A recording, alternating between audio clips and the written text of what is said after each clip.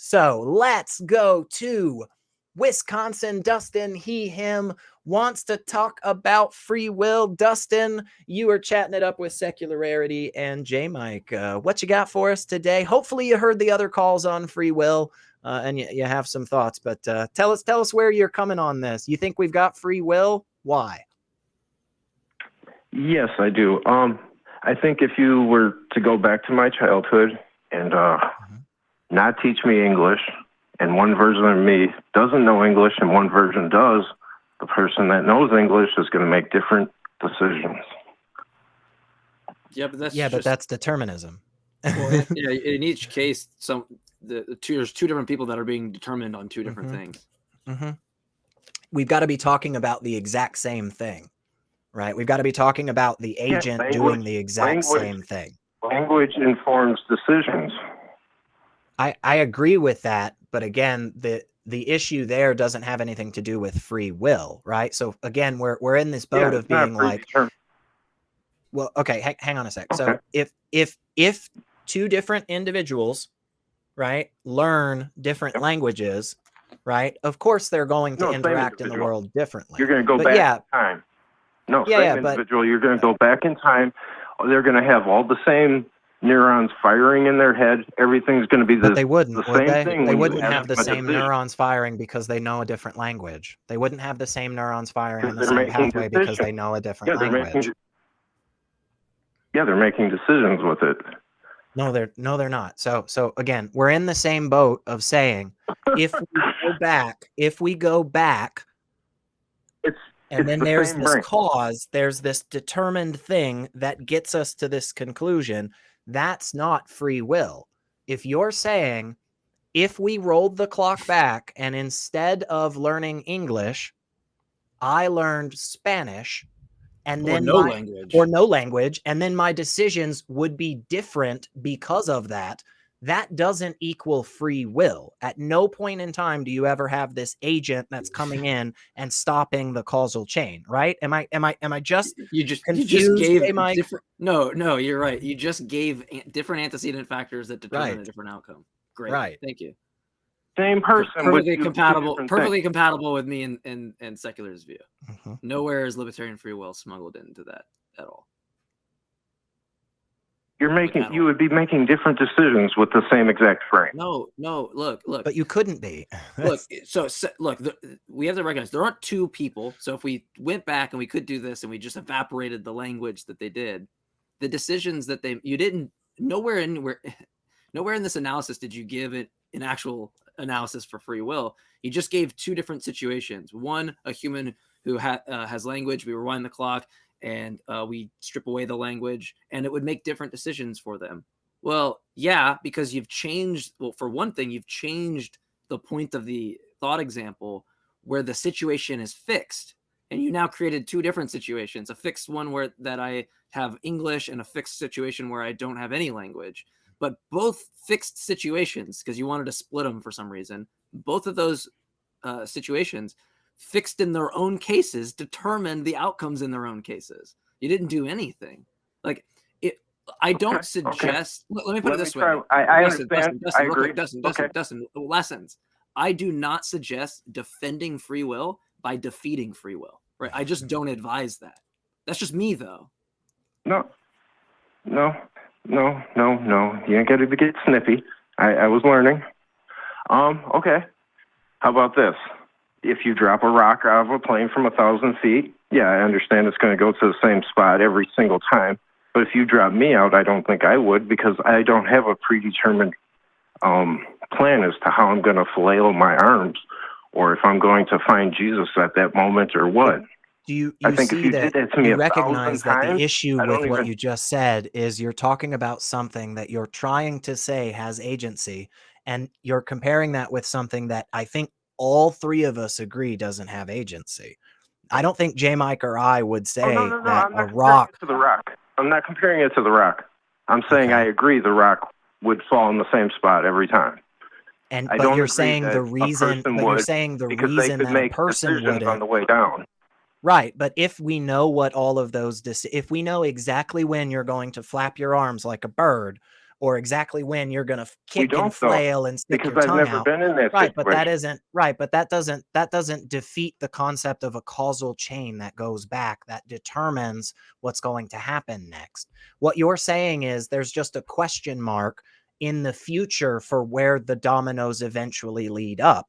And that's fine that that's the case, but that doesn't explain the dominoes that have been in a line and have all fallen in order before it. And that's what we're trying to get at.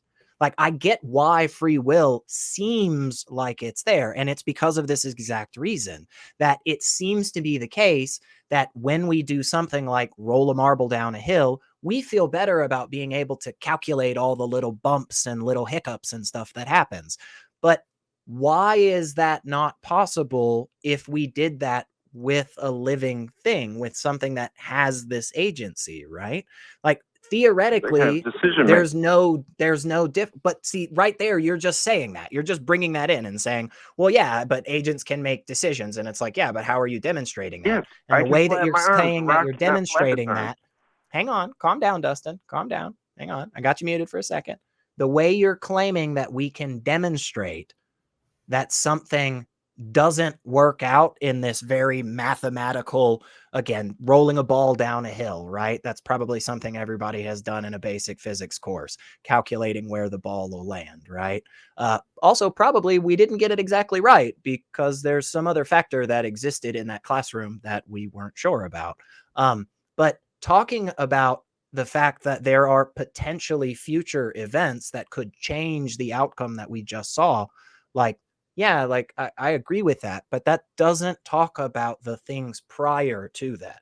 And that's what JMike was getting at, is he was talking about the things that led up to this moment, right? So, like, again, I don't see where anything comes in to break that chain, especially not one in a sense that is specifically like conscious. I sat down and thought about this and picked the best one. You're back on with us. One scenario, I put my elbow out. One scenario, I put my knee out. I get that, but it's compatible with determinism, right? You're not doing anything by just being like, oh, I stick my arm out, as if like, damn, the deterministic walls just collapse around us, and like we have to, or even the compatibilist sense, whatever sense that you have determinism here.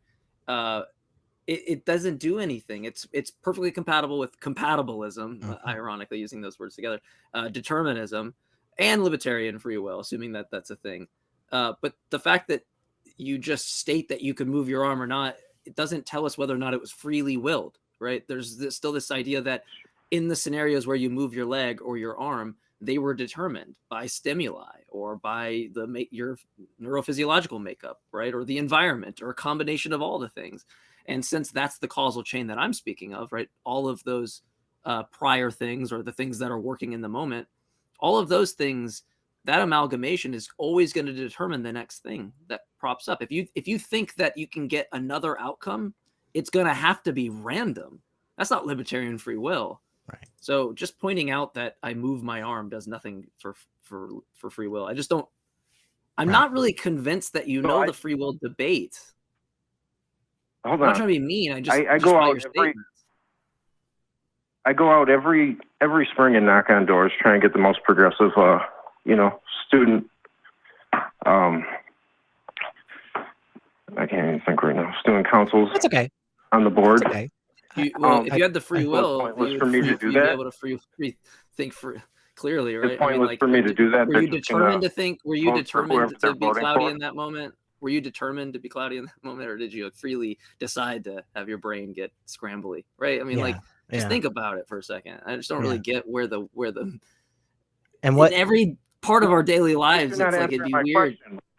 But your question isn't worthwhile, and here's why your question's not worthwhile, is because consequences still happen in a system that is determined or a system that has libertarian free will. There are still consequences to actions. And if we go about living our lives in such a way that we never interact with these consequences, especially when they're ones that we as individuals or a society deem problematic, well, then we're going to live in a world where the antecedent factors, the thing that exists before this scenario right now, we're going to live in a world where exists where people can just go around murdering each other with no issue. And that's not good, because that leads to more consequences of things we don't like. So like the idea of a person, for the specific thing that you had talked about was voting, right? Like you go out and you volunteer for a particular candidate, doesn't even matter which one, but like you saying, oh, well, maybe I just shouldn't do that because they were just going to vote for whatever they were going to vote for anyway. That is a different scenario, because in the scenario that we're talking about one where you as another individual have interacted with an individual. And that is part of the conditions beforehand that will lead to an outcome. And again, even if we can't absolutely calculate every single little criteria that goes into any particular consequence, that still does not give us this space of, yeah, we could just do it differently however we felt like. That is something that we still need to have a demonstration of, and it just doesn't seem like there is one. So, I'm not going to knock on doors this year to prove to you that I can make a decision. I've done it for the last 9 years. I don't see how that that doesn't prove. Yeah, that doesn't prove the thing that you think it says. It's not like look. This is so trivial. It's not like me and Secular don't think we. It's not like when you knock on our door, we're like, oh my god, we didn't think we lived in a world where people knock on doors. It's like, oh, free will is true the second the knock hits. Right? Like this makes no sense. Your argument is so confused. It makes no sense. You come and knock on doors is compatible, or is just, it fits determinism. It fits compatibilism, where determinism and a different notion of free will are compatible with each other, and it fits libertarian free will. You can't appeal to something that equally can be appealed to all of these theses. It doesn't help you, because it equally applies to each one of the rivaling theories. Right. Yeah. So it's just not helping you in that sense. I mean, I gave an argument, loosely gave an argument at the beginning of the show. When you choose to go knock on the door, we can ask this question. Is there an explanation for why you choose to knock on the door? Or is there no explanation? And if there's an explanation, you're going to start looking at what explanations are. There are these trails of little things prior that end up leading up to the outcome. Right. So what it means to give the explanation is to appeal to prior things that explain the outcome, which is what determinism is going to be. It's going to be all these things that determine the outcome necessarily. And then the other option is that there's no explanation, which is random. So I gave an argument that libertarian free will isn't even possible. There's no option in that dichotomy for libertarian free will. There's causal chain of events, and then there's indeterminate, chancy, maybe quantum events that could be random, assuming a certain interpretation of quantum mechanics. That's your options. I don't really see where free will is even an option, to be honest. Yeah, and honestly, I think that's a great place to leave it. JMike and I have beat this dead horse this whole time. And Dustin, we do appreciate you calling, and we hope you'll call back in the future. But yeah, I think it would be a worthwhile venture to just delve a little bit more into some people that have talked about this for a while, because again, we got from pretty much everybody today. It was this, oh yeah, like there's all these things that make me do this, but I actually do have free will. And it's like, right, but where does it come up? You're agreeing that there's all these factors that lead to this outcome, but